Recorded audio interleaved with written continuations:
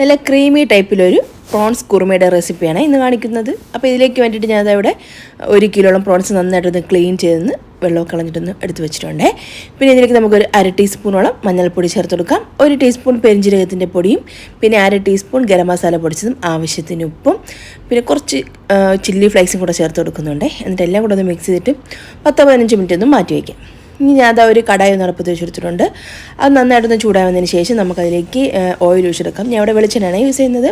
എണ്ണ ഒഴിച്ചൊന്ന് ചൂടാവാൻ തുടങ്ങുന്ന സമയത്ത് അതിലേക്ക് നമുക്ക് പ്രോൺസ് കുറച്ചായിട്ട് ചേർത്തിട്ട് നല്ലോണം ഒന്ന് ഫ്രൈ ആക്കിയിട്ടൊന്ന് മാറ്റി വയ്ക്കാം.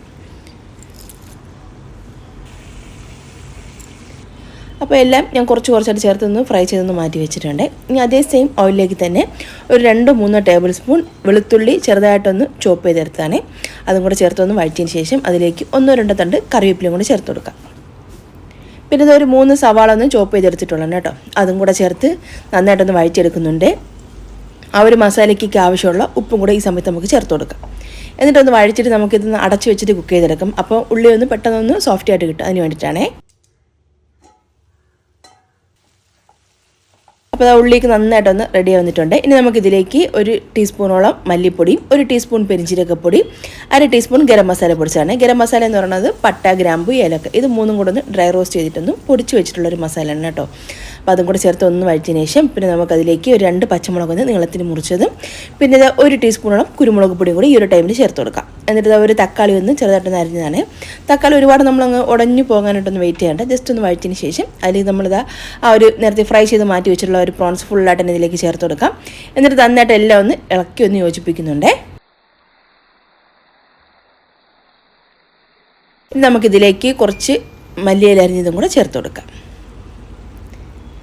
ഇതവിടെ 1 കപ്പോളം നല്ലോണം കട്ടിയുള്ള തേങ്ങാപ്പാലാണ് എടുത്തിട്ടുള്ളത്. ഞാൻ ഇവിടെ പൊടിയാണ് കേട്ടോ കലക്കിയെടുത്തിട്ടുള്ളത്, കോക്കനട്ട് മിൽക്ക് പൗഡർ ഇല്ലാതാണ് കേട്ടോ കലക്കിയെടുത്തിട്ടുള്ളത്. ചൂടുവെള്ളം ഒഴിച്ചൊന്ന് ചേർത്തിട്ടുള്ളതാണേ.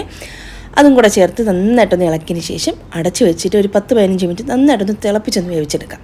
അപ്പോൾ ഒരു മസാലയിൽ ആ ഒരു പ്രോൺസിലുള്ള ആ ഒരു ടേസ്റ്റൊക്കെ ആ ഒരു മസാലയിൽ ഫുള്ളായിട്ടൊന്ന് ഇറങ്ങി കിട്ടാൻ വേണ്ടിയിട്ടാണ്.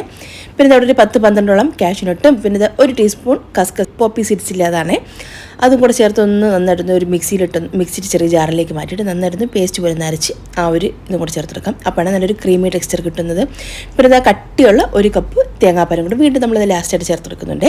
പിന്നെ 1 ടീസ്പൂണോളം കുരുമുളക് പൊടിച്ചതും, 1-2 തണ്ട് കറിവേപ്പിലയും, കുറച്ച് മല്ലിയിലേക്ക് ചേർത്ത് ഒന്ന് ഇളക്കി യോജിപ്പിച്ച് ചെറുതായിട്ടൊരു തിള വരുന്ന സമയത്ത് ഫ്ലെയിം ഓഫ് ചെയ്തിട്ട് നമുക്ക് മാറ്റി വയ്ക്കാം. ഈ ഒരു കുറുമയുടെ കൂടെ കഴിക്കാൻ വേണ്ടിയിട്ട് ഞാൻ ഇവിടെ പൊറോട്ടയാണ് തയ്യാറാക്കി എടുത്തിട്ടുള്ളത്. നല്ല സോഫ്റ്റും അതുപോലെ തന്നെ നല്ല മുരിഞ്ഞ പൊറോട്ടയാണ് കിട്ടിയിട്ടുള്ളത്. അപ്പോൾ ഈ ഒരു മാവ് നമ്മൾ തലേദിവസം രാത്രി തന്നെ ഒന്ന് കുഴച്ച് വെക്കുകയാണെങ്കിൽ നല്ല സോഫ്റ്റായിട്ട് കിട്ടും. സാധാരണ മൈദാമാവും ഉപ്പും പച്ചവെള്ളവും പിന്നെ പഞ്ചസാരയും സോഡാപ്പൊടിയും കുറച്ച് തൈരൊക്കെ ചേർത്തിട്ടൊന്ന് കുഴച്ച് വെച്ചിട്ടുള്ള മാവാണ് കേട്ടോ.